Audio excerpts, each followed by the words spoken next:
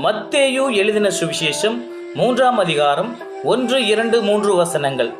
அந்நாட்களில் யோவான் ஸ்நானன் யூதேயாவின் வனாந்தரத்தில் வந்து, மனம் திரும்புங்கள், பரலோக ராஜ்யம் சமீபித்திருக்கிறது என்று பிரசங்கம் பண்ணினான். கர்த்தருக்கு வழியை ஆயத்தப்படுத்துங்கள், அவருக்கு பாதைகளை செவ்வை பண்ணுங்கள் என்று வனாந்திரத்திலே கூப்பிடுகிறவனுடைய சத்தம் உண்டென்று ஏசாயா தீர்க்கதரிசியினால் சொல்லப்பட்டவன் இவனே.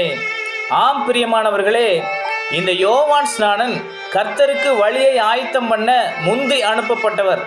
அது மாத்திரமில்லைங்க, தன் தாயின் கருவில் இருக்கும் பொழுதே பரிசுத்த ஆவியினால் நிரப்பப்பட்டவர்.